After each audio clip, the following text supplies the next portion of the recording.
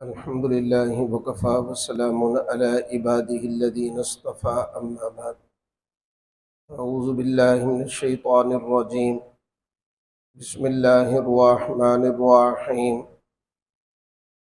قل هو الله أحد الله الصمد لم يلد ولم يولد ولم يكن له كفوا أحد. سبحان ربك رب العزة عما يصفون وسلام على المرسلين والحمد لله رب العالمين. اللهم صل على سيدنا محمد وعلى آل سيدنا محمد وبارک وسلم. میرے محترم بھائیو، دوستو، بزرگوں، سورۃ اخلاص قرآن کریم کی معروف سورۃ مبارکہ ہے، جس کو قل شریف بھی کہا جاتا ہے، اور اس سورۃ مبارکہ کی آیات آپ حضرات کے سامنے پڑھی ہیں. چنانچہ سب سے پہلے تمہیدی طور پر قرآن کریم کی 114 صورتوں میں سے 112ویں نمبر پر یہ سورۃ اخلاص یعنی قل شریف موجود ہے. اور سورۃ اخلاص 1 رکوع 4 آیات مبارکہ، 15 اس کے الفاظ اور 47 اس کے حروف ہیں، اور اکثر حضرات کے نزدیک یہ مکی ہے. زیادہ تر ترجیح بھی اسی بات کو ہے، اور بعض نے اسے مدنی آیات میں بھی صورتوں میں شمار کیا ہے.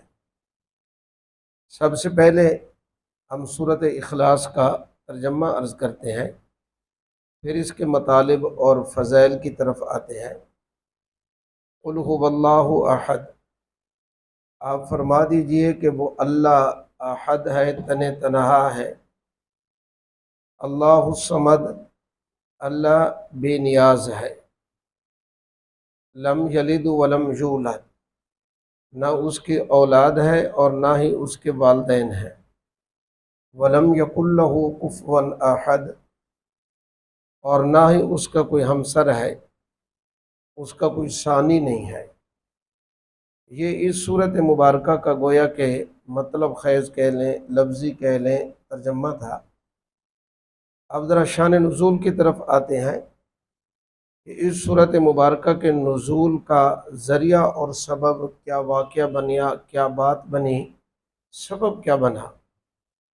چنانچہ بعد نے یہ بات لکھی ہے مفسرین نے کہ مشرکین مکہ نے نبی کریم صلی اللہ علیہ وسلم سے ایک سوال کیا کہ آپ اپنے رب کا تعارف کروائیں، اپنے رب کا نسب نامہ بیان کریں. اللہ پروردگار نے اس کے جواب میں یہ صورت مبارکہ نازل فرمائی. اور بعض حضرات کہتے ہیں کہ نبی کریم صلی اللہ علیہ وسلم کے پاس یہودی آئے، حج بن اخطب ہو گیا اور کعب بن اشرف ہو گیا، یہ صاحب علم لوگ تھے یہود میں سے.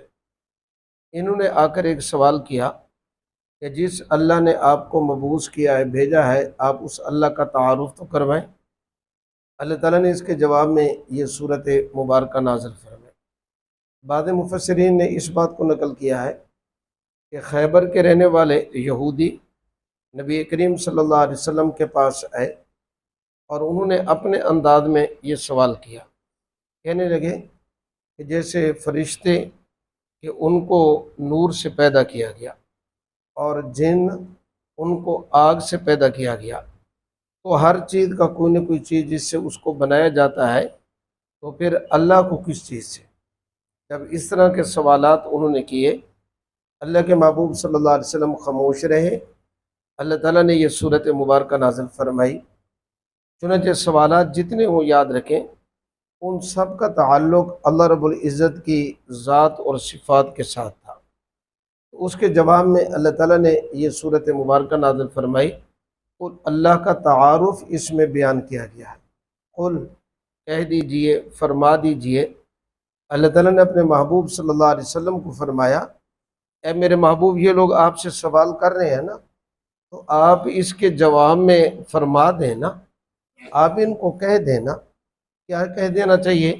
فرمایا اللہ احد، اللہ تنہا ہے، اللہ اکیلے ہیں، اللہ کا کوئی شریک نہیں ہے۔ احد اور واحد میں فرق ہوتا ہے۔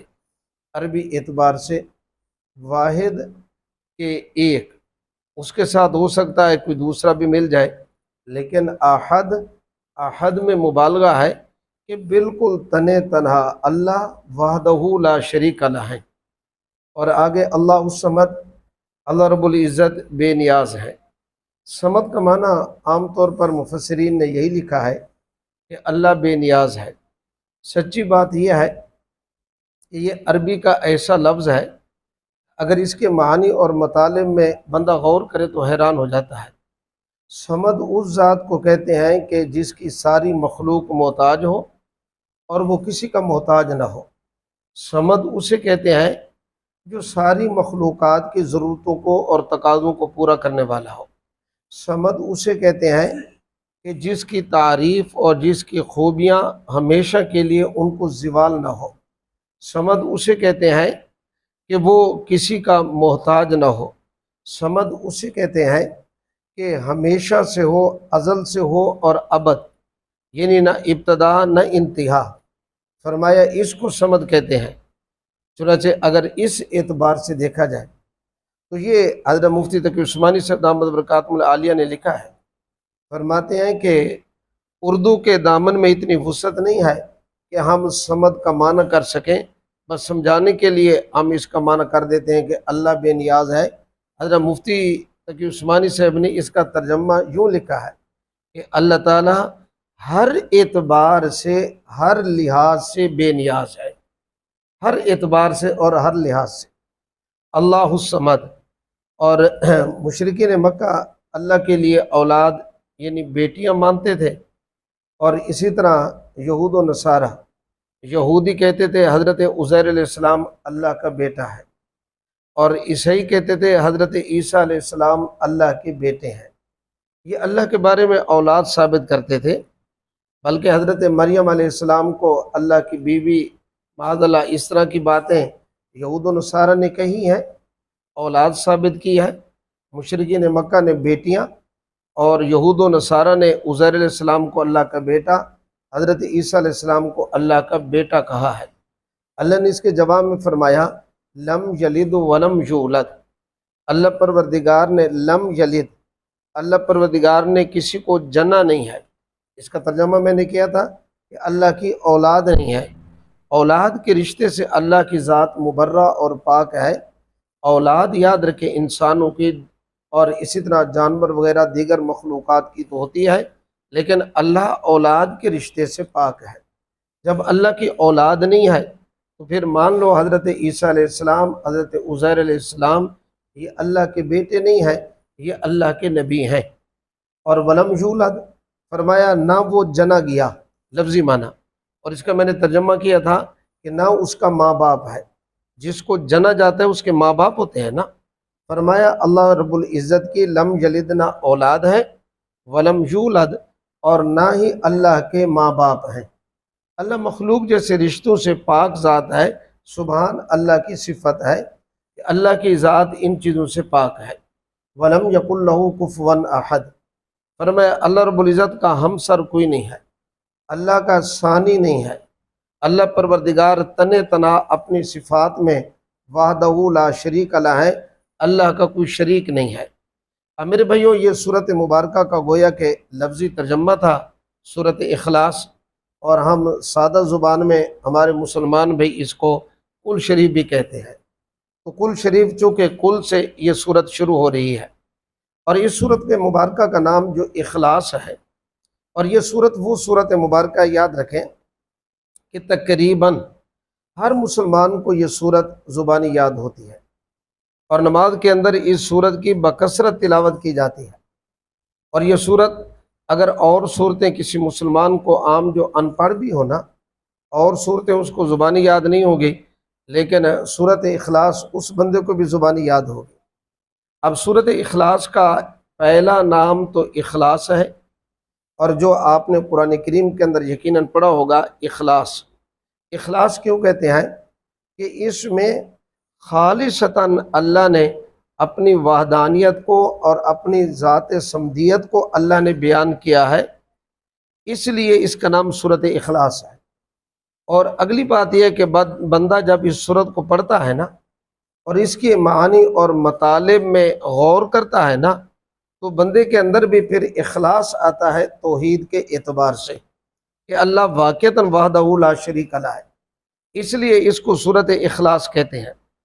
اور اس کا نام سورۃ توحید بھی ہے۔ توحید کا معنی آپ جانتے ہیں کہ توحید کا درس اس کے اندر تو واضح ہے، میں نے ترجمہ اور مختصر مطلب بھی آپ کے سامنے رکھ دیا، اس لیے اس کو سورۃ توحید بھی کہا جاتا ہے۔ اور اس کا نام ایک اور بھی ہے کہ اس کو سورۃ المعوذہ بھی کہا جاتا ہے۔ سورۃ الفلق اور سورۃ الناس کو معوذتین، اور اس کو کہا جاتا ہے معوذہ۔ معوذہ کا معنی پناہ دینے والے۔ کیا مطلب ہے کہ نبی کریم صلی اللہ علیہ وسلم نے حضرت عثمان بن مظعون رضی اللہ تعالی عنہ بیمار تھے، ان کو تکلیف تھی، حضور اکرم صلی اللہ علیہ وسلم نے یہ سورت مبارکہ پڑھ کر ان کے اوپر دم فرمایا، اور دم فرمانے کے بعد فرمایا کہ یہ سورت پناہ دینے والی ہے۔ کیا مطلب ہے کہ شیاطین اور جنات اور بیماریوں سے یہ سورت اللہ نے اس کو حفاظت کا ذریعہ بنایا ہے، اس لیے اس کو سورۃ المعوذہ بھی کہا جاتا ہے۔ اس کا ایک نام اور بھی ہے، اس کو سورۃ المانیہ بھی کہا جاتا ہے۔ سورۃ المانیہ کا کیا مطلب ہے؟ مانیہ کا معنی رکاوٹ بننے والے نا۔ ایک حدیث پاک کے اندر یہ بات موجود ہے، اللہ کے محبوب صلی اللہ علیہ وسلم نے فرمایا کہ جو بندہ سورۃ اخلاص کی تلاوت کرتا ہے تو یہ سورۃ مبارکہ اس بندے کے لیے عذاب قبر سے بھی رکاوٹ بن جاتی ہے، اور اسی طرح جہنم کی آگ سے بھی رکاوٹ بن جاتی ہے، اس لیے اس کا نام سورۃ المانیہ بھی ہے کہ رکاوٹ بننے والی ہے۔ تو بہرکیف اس کے مختلف نام مفسرین نے نقل کیے، ان میں سے 2-4 نام میں نے بطور نمونہ کے آپ حضرات کے سامنے نقل کیے ہیں۔ اور جب کئی نام ہونا، یاد رکھیں عرب کا یہ اصول تھا کہ جب کسی چیز کے کئی نام ہونا تو وہ اس چیز کی عظمت کے اوپر دلالت ہوتی ہے۔ عرب کے ہاں گھوڑا بڑا محبوب چیز تھی، اور گھوڑے کے بڑے آپ کو درجنوں نام ملیں گے، سینکڑوں نام گھوڑے کے ملیں گے۔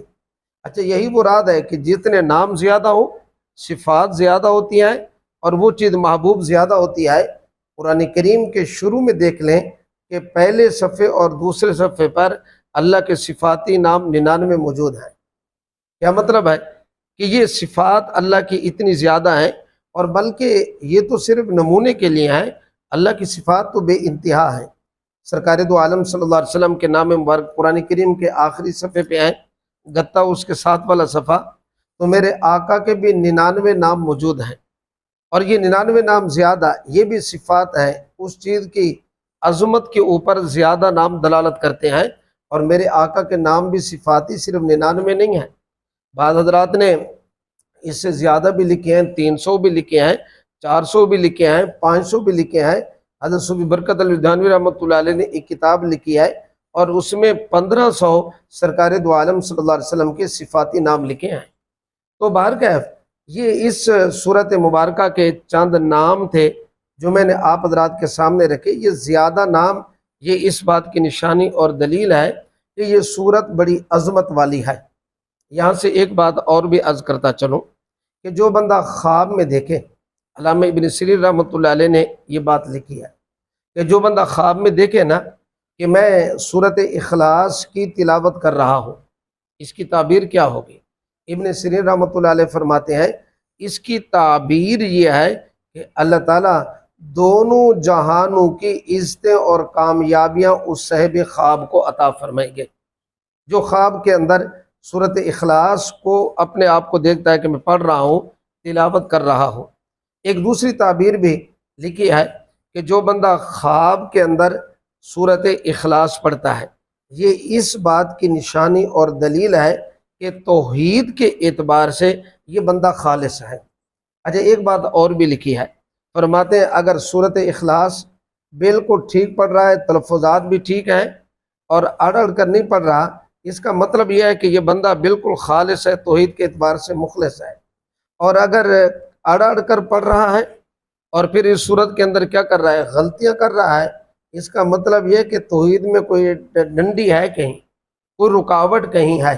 تو بہر کہ چونکہ صورت اخلاص کا عنوان تھا، اس لیے تعبیر کے اعتبار سے بھی صورت اخلاص کے متعلق عرض کر دیا کہ صورت اخلاص جو ہے کہ اگر خواب میں بندہ دیکھے تو اس کا کیا مطلب ہے۔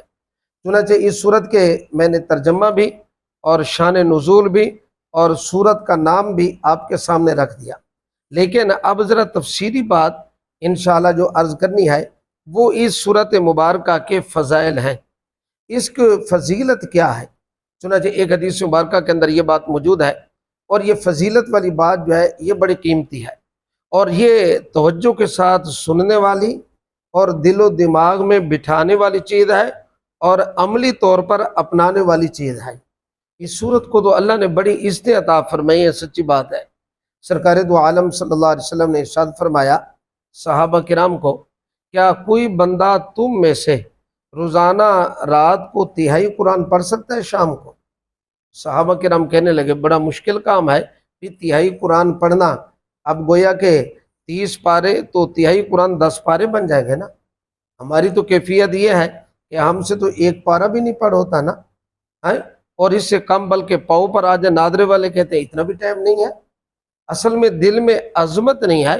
حضرت عثمان غنی رضی اللہ تعالی عنہ سے کسی نے پوچھا کہ آپ نماز کی ایک رکعت میں مکمل قرآن پڑھ لیتے ہیں، اس کی وجہ کیا ہے؟ فرمایا جب دل صاف ہو نا، اللہ کی محبت ہو، تو قرآن پڑھتے ہوئے بندہ سحر نہیں ہوتا۔ جب دل سنگ آلودہ ہو نا، پھر قرآن پڑھنے کے لیے بندے کا دل نہیں کرتا۔ تو باہر کا نبی کریم صلی اللہ علیہ وسلم نے فرمایا کہ تم میں سے کون بندہ ہے جو تہائی قرآن شام کے وقت پڑھ لے؟ تو صحابہ کرام کہنے لگے یہ تو بڑا مشکل کام ہے۔ نبی کریم صلی اللہ علیہ وسلم نے فرمایا کہ ایک مرتبہ صورت اخلاص پڑھنا تہائی قرآن یعنی 10 پارے پڑھنے کا اجر و ثواب اللہ تعالیٰ عطا فرماتے ہیں۔ بلکہ ایک موقع پر میرے آقا نے فرمایا کہ صحابہ کرام کو جمع کرو جتنے موجود تھے، تو میرے آقا نے فرمایا کہ میں تمہیں پیغام یہ بھیجا کہ میں تمہیں تہائی قرآن سناتا ہوں۔ سرکار دو عالم صلی اللہ علیہ وسلم مسجد میں تشریف لے آئے اور میرے آقا نے بسم اللہ پڑھی، اور بسم اللہ کے بعد کل شریف پوری سورت پڑھی، اور سورت پڑھ لینے کے بعد میرے آقا واپس تشریف لے گئے۔ صحابہ کرام بیٹھے رہے کہ شاید کوئی تقاضا ہو یا کوئی وحی نازل ہو رہی ہو، ابھی تک تہائی قرآن تو نہیں ہو، میرے آقا نے صرف ایک سورت ہی اخلاص سنائی ہے نا۔ تو میرے آقا جب دوبارہ تشریف لے آئے، صحابہ کرام کہنے لگے یا رسول اللہ صلی اللہ علیہ وسلم، ہم تو انتظار میں ہیں کہ آپ ہمیں تہائی قرآن سنائیں گے، آپ نے صرف سورت اخلاص سنائی ہے۔ میرے آقا نے فرمایا میرے صحابہ کہ یہ سورت اخلاص ایک مرتبہ پڑھنے پر اللہ تعالیٰ تہائی قرآن پڑھنے کا اجر و ثواب عطا فرماتے ہیں۔ تہائی قرآن پڑھنے کا 3 مرتبہ پڑھیں گے تو پھر ایک قرآن مجید پڑھنے کا اجر و ثواب بن جائے گا۔ اچھا، اس میں تہائی قرآن اس کو کیوں کہا گیا ہے؟ اس میں ہمارے حضرت جی دامت برکاتہم العالیہ نے بھی ایک نقطے کی بات لکھی ہے۔ فرماتے 3 چیزیں خلاصہ ہیں کہ بندہ ایک اللہ کی معرفت حاصل کر لے، نمبر 2 صراط مستقیم کی معرفت حاصل کر لے، نمبر 3 آخرت کی معرفت، وہ تیاری بھی اسی میں آ جاتی ہے، اور ٹھیک رخ پر چلنا بھی اسی صراط مستقیم کی معرفت میں آ جاتا ہے۔ تو جب اللہ کی معرفت ہوگی، اللہ کے نبی صلی اللہ علیہ وسلم، قرآن، یہ ساری چیزیں اس کے اندر آ جائیں گی۔ تو فرمایا 3 چیزیں ہیں نا خلاصہ دین کا، تو اللہ نے سورت اخلاص میں اپنی معرفت کو بیان کیا، اس لیے اس کو تہائی قرآن کہا گیا ہے۔ تو باہر کیف اب پہلی فضیلت یہ ثابت ہوئی کہ بندہ اگر 3 مرتبہ اس کو پڑھے تو اللہ تعالیٰ ایک قرآن مجید پڑھنے کا اجر و ثواب عطا فرماتے ہیں۔ ایک حدیث مبارکہ میں یہ بات موجود ہے، فرمایا جو بندہ ہر نماز کے بعد اپنے والدین فوت شدگان کے لیے 3 مرتبہ کل شریف پڑھے گا ان کی ایصال ثواب کے ارادے سے، فرمایا اللہ رب العزت ان کو گویا کہ 5 نمازیں 5 قرآن مجید پڑھنے کا اجر و ثواب عطا فرمائیں گے فوت شدگان کو۔ اور اللہ تعالیٰ اس بندے کو کہ اولاد جس نے پڑھا، والدین فوت ہوتے وقت کسی وجہ سے ناراض تھے، دل میں کوئی دوری تھی، تو اب اس نے ہر نماز کے بعد 3 مرتبہ کل شریف پڑھنے کی عادت بنا لی والدین کی ایصال ثواب کے لیے۔ کل قیامت کے دن اللہ تعالیٰ اس کے والدین کو اپنے فضل و کرم سے راضی کریں گے، اللہ تعالیٰ اس کو معاف فرما کر جنتی لوگوں میں شامل فرمائیں گے۔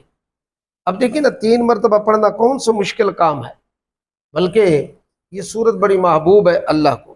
وہ کس طرح کہ ایک جنگ کے موقع پر ایک صحابی تھے، اور وہ جب نماز پڑھاتے، امام بنتے، تو سورۃ فاتحہ کے بعد کیا کرتے؟ سورۃ فاتحہ کے بعد وہ ہمیشہ قل شریف پڑھتے۔ سورۃ فاتحہ پڑھی اور پھر اس کے بعد قل شریف، سورۃ اخلاص۔ جب واپسی ہوئی تو نبی کریم صلی اللہ علیہ وسلم کو کارگزاری بتائی گئی، تو میرے آقا نے اس سے پوچھا کہ آپ اس صورت کو زیادہ کیوں پڑھتے ہیں نماز میں؟ وہ کہنے لگے، یا رسول اللہ صلی اللہ علیہ وسلم، کہ یہ صورت مجھے محبوب اور پیاری ہے، اس میں اللہ کی عظمت بیان کی گئی ہے۔ تو میرے آقا نے فرمایا، سن لے، اس صورت مبارکہ کی کثرت کی تلاوت کی وجہ سے تو بھی اللہ کا محبوب بن چکا ہے۔ معلوم ہوا کہ صورت زیادہ پڑھنے والا اللہ کا محبوب اور پیارا ہے۔ چنانچہ ایک روایت میں یہ بات بھی موجود ہے، حضرت جبرائیل علیہ السلام وحی لے کر آئے میرے آقا کے پاس، اور حضرت ابو ذر غفاری رضی اللہ تعالیٰ عنہ سامنے سے آ رہے تھے۔ حضرت ابو ذر غفاری جب آ رہے تھے تو جبرائیل نے کہا کہ یہ ابو ذر غفاری ہیں؟ تو میرے آقا نے فرمایا کہ ہاں جبرائیل، کہ یہ ابو ذر غفاری ہیں۔ تو میرے آقا بڑے حیران ہوئے کہ جبرائیل، آپ تو اپنا آسمان پر رہنے والے فرشتے ہیں، آپ کو کیا پتہ یہ ابو ذر غفاری ہیں؟ جبرائیل نے کہا کہ ہم آسمان میں فرشتوں میں بھی ابو ذر غفاری کا ذکر خیر کرتے رہتے ہیں، ان کا تذکرہ ہمارے ہاں ہوتا رہتا ہے۔ میرے آقا نے پوچھا کیوں؟ فرمایا، اس کی 2 عادات اللہ کو بڑی پسند ہیں کہ ہم فرشتوں میں بھی ابو ذر غفاری کا تذکرہ ہوتا رہتا ہے۔ نمبر 1، اس میں تواضع اور عاجزی اور انکساری ہے، اور نمبر 2، سورۃ اخلاص یعنی قل شریف یہ کثرت سے پڑھتے ہیں۔ اچھا یاد رکھیں کہ یہ صحابی تو پڑھا کرتے تھے نماز کی ہر رکعت میں۔ آج مسئلہ یہ ہے کہ اگر ہمیں اور صورت یاد ہونا تو ہمیں اور صورتیں پڑھنی چاہیے، جس کو نہیں یاد تو وہ اس صورت کو پڑھتا رہے۔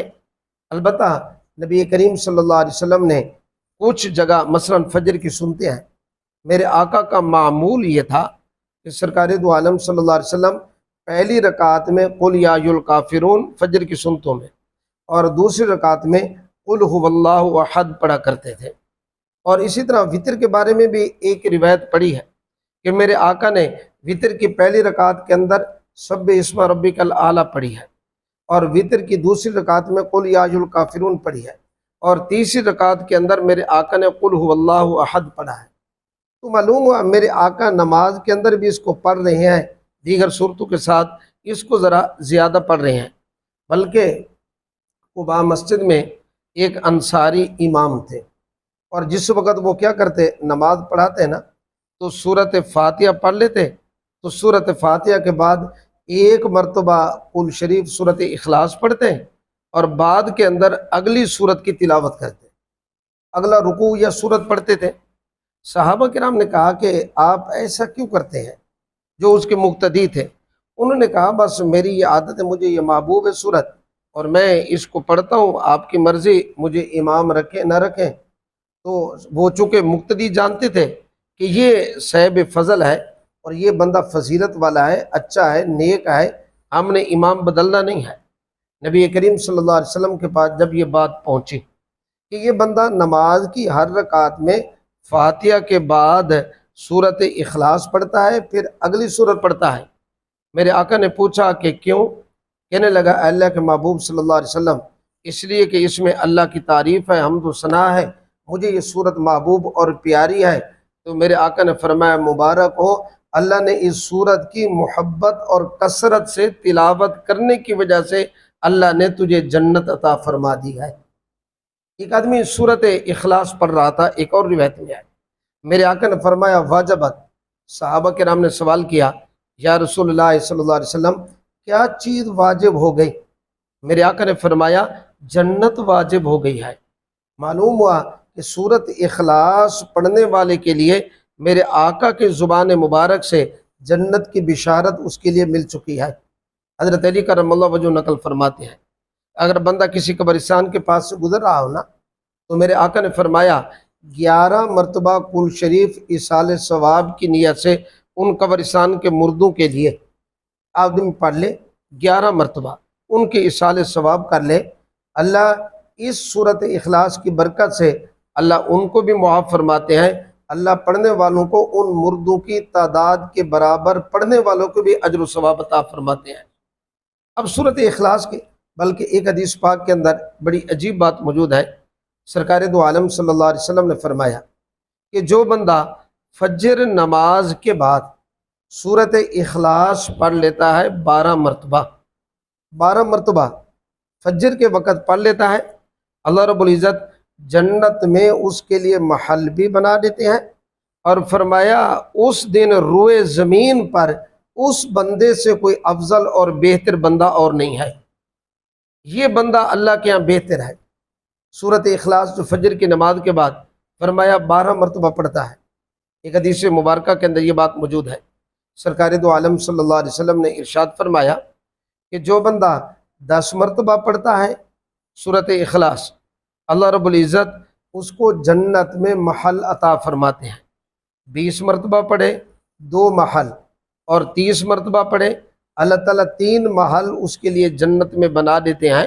بھی اللہ کے لیے کون سا مشکل ہے جنت میں محل؟ آج کل کی اصطلاح میں جیسے بحریہ ٹاؤن میں کسی کے محل بنگلہ کوٹھی ہو، کہتے ہیں کتنا خوش نصیب ہے، تو سورۃ اخلاص پڑھنے والا بہت بڑا خوش نصیب ہے کہ اللہ اس کو جنت میں محل عطا فرما دیتے ہیں 10 مرتبہ پڑھنے پر۔ اور پھر ایک حدیث پاک کے اندر یہ بات موجود ہے، سرکار دو عالم صلی اللہ علیہ وسلم نے فرمایا کہ جو بندہ اپنے ساتھ زیادتی کرنے والے کو معاف فرما دیتا ہے، بلکہ یہاں تک بھی فرمایا کہ کوئی بندہ اپنے قاتل کو معاف کر دے، کیا مطلب ہے کہ اس نے قتل کرنے کے لیے وار کیا، پکڑا گیا، حضرت علی کرم اللہ وجہہ نے تو معاف کر دیا تھا نا، حضرت عمر فاروق رضی اللہ تعالیٰ عنہ نے بھی تو معاف کر دیا تھا۔ تو باہر کہ اپنے ساتھ زیادتی کرنے والے کو معاف فرما دے، ایک کام میرے آقا نے فرمایا یہ کر لے۔ اور نمبر 2، سرکار دو عالم صلی اللہ علیہ وسلم نے فرمایا کہ کسی بندے کا حق وغیرہ حقوق العباد یہ چیزیں اس کے کندھے پر نہ ہوں۔ اور نمبر 3، میرے آقا نے فرمایا کہ ہر نماز کے بعد 10 مرتبہ سورۃ اخلاص پڑھے، اللہ اس کو جنت کے 8 دروازے کھول دیں گے، جس دروازے سے دل کرے جنت میں داخل ہو جائے، 8 دروازے اس کے لیے کھل جائیں گے۔ یہ فضیلت تو ابوبکر صدیق رضی اللہ تعالیٰ عنہ کی تھی نا، کہ جنت کے 8 دروازے ان کے لیے، بخاری شریف کے اندر روایت ہے نا۔ لیکن سورۃ اخلاص کے ساتھ جو بندہ پڑھتا ہے اللہ رب العزت اس کے لیے بھی جنت کے 8 دروازے کھول دیتے ہیں۔ بلکہ ایک موقع پر ایسا ہوا، ایک حدیث پاک میں ہے کہ سرکار دو عالم صلی اللہ علیہ وسلم نے دیکھا کہ یہ ایک سورج طلوع ہوا، دھیمی دھیمی جیسے روشنی ہوتی ہے، اس روٹین سے ہٹ کر روشنی تیز اور بڑی پرکشش اور بڑی عجیب سی فضا کے اندر، ہوا کے اندر خوشبو وغیرہ، بڑی حیرانگی ہوئی۔ جبرائیل علیہ السلام بھی تشریف لے آئے۔ میرے آقا نے پوچھا، 70,000 فرشتے بھی ہیں۔ میرے آقا نے پوچھا جبرائیل کیسے آنا ہوا؟ آج سورج کے طلوع ہونے کا انداز کچھ اور ہے، خوشبو پھیلی ہوئی ہے، اس کی وجہ کیا ہے؟ جبرائیل علیہ السلام نے کہا یا رسول اللہ صلی اللہ علیہ وسلم، حضرت معاویہ بن معاویہ لیثی، حضرت امیر معاویہ بن سفیان کی بات نہیں ہے، حضرت معاویہ بن معاویہ لیثی فوت ہوئے ہیں، اور اللہ پروردگار نے 70,000 فرشتے بھیجے ہیں کہ جاؤ تم اس معاویہ لیثی کے جنازے میں شریک ہو جاؤ۔ کس وجہ سے اعزاز ملا؟ فرمایا سورۃ اخلاص کثرت سے پڑھتے تھے، سورۃ اخلاص زیادہ پڑھتے تھے، اللہ نے فرشتوں کو بھیجا۔ میرے آقا نے فرمایا کہ جو بندہ صبح اور شام 3 مرتبہ سورۃ اخلاص پڑھ لے، اور سورۃ الفلق، سورۃ الناس، یہ تینوں اکٹھے صورتیں ہیں، میرے آقا نے فرمایا کہ جو بندہ 3 مرتبہ یہ تینوں صورتیں پڑھ لے، فرمایا اللہ پروردگار ان کی ہر چیز سے کفایت فرماتے ہیں۔ کیا مطلب ہے؟ ہر موذی اور نقصان دہ چیز سے اللہ حفاظت فرماتے ہیں، اللہ اس کے سارے کاموں میں برکتیں اور رحمتیں شامل حال فرماتے ہیں۔ میرے آقا کا معمول تھا، سرکار دو عالم صلی اللہ علیہ وسلم ان کو پڑھ کر نا اپنے اوپر دم کیا کرتے تھے، ان تینوں صورتوں کو۔ جب دنیا سے پردہ فرمانے کا وقت قریب تھا تو جسم کے اندر ذرا کمزوری، تو اما عائشہ رضی اللہ تعالی عنہ کو فرمایا عائشہ کہ ان صورتوں کو پڑھ کر اپنے ہاتھ پر پھونک مار کر میرے جسم کے اوپر مل لے۔ اس سے معلوم ہوا کہ اگر آدمی اس کو حفاظت کی نیت سے پڑھے اللہ حفاظت فرماتے ہیں۔ میں نے ایک تفصیلی واقعہ بھی پچھلے جو میں عرض کیا تھا آیت الکرسی کی فضیلت کے بیان میں، اس میں یہ ساری چیزیں شامل تھی۔ تو اس کے پڑھنے کی عادت بنا لینا اللہ پروردگار کی رحمتوں کو، برکتوں کو کھینچ کر لانے والی یہ صورت مبارکہ ہے۔ اور ایک دفعہ ایسا ہوا سرکار دو عالم صلی اللہ علیہ وسلم نماز پڑھ رہے تھے تو ایک بچھو نے آ کر میرے آقا کو ڈسا، اور جب ڈسا اس نے تو آقا نماز سے فارغ ہوئے تو آقا نے فرمایا کہ اے ہلاکت تو اس کے لیے نہ نمازی کو معاف کرتا ہے نہ غیر نمازی کو، یا یوں فرمایا نہ نبی کو معاف کرتا ہے نہ غیر نبی کو۔ تو میرے آقا نے پانی اور نمک منگوایا، اور جہاں سے بچھو نے وہ ڈسا تھا نا تو میرے آقا قل شریف اور سورۃ الفلق اور سورۃ الناس بھی پڑھ رہے تھے، دم بھی کر رہے تھے، پانی میں نمک ملا کر وہاں لگا رہے تھے۔ اس سے معلوم ہوا کہ اگر زہریلی چیز ڈسے تو یہ کام کرنا چاہیے، ان میں سورۃ الاخلاص بھی شامل ہے۔ اخیر میں بات کو کلوز کرتے ہوئے وقت ہو چکا ہے، ایک حضرت حاجی عبد الوہاب صاحب رحمۃ اللہ علیہ کے حوالے سے ایک بات نقل کرتا ہوں۔ ہم چونکہ بزرگوں کے ماننے والے ہیں، میں نے حضرت سے یہ بات سنی ہے، اور کچھ تنبیہ الغافلین میں بھی اس سے ملتی جلتی یہ بات موجود ہے۔ آج کل مسائل ہوتے ہیں، پریشانیاں بھی ہوتی ہیں۔ حضرت حاجی عبد الوہاب صاحب رحمۃ اللہ علیہ فرمایا کرتے تھے کہ جو بندہ باوضو ہو کر یکسوئی کے ساتھ، حضور قلبی کے ساتھ، درمیان کے اندر کسی کے ساتھ گفتگو اور بات چیت نہ کرے، فرمایا 200 مرتبہ یہ صورت اخلاص پڑھے، اول آخر درود شریف پڑھے، اللہ تعالیٰ اس کے اوپر 200 بے برکتوں، مصیبتوں، آفتوں، تکلیفوں وغیرہ وغیرہ کے دروازے بند کر کے 200 رحمت، برکت، صحت، عزت، رزق میں فراوانی کے دروازے کھول دیتے ہیں۔ بندہ اس عمل کو کرے۔ ہمارے حضرت جی دامت برکاتہم العالیہ نے بڑی عجیب بات ایک نقل فرمائی ہے، ایک حدیث بلکہ نقل فرمائی ہے۔ حضرت فرماتے ہیں میرے ساتھ جو بندے آتے ہیں سوال کرتے ہیں، میں ان کو یہی وظیفہ بتاتا ہوں، اور کئی بندوں نے واپسی پہ مجھے کارگزاری میں بتایا کہ اللہ نے بڑا آسانی والا معاملہ فرما دیا۔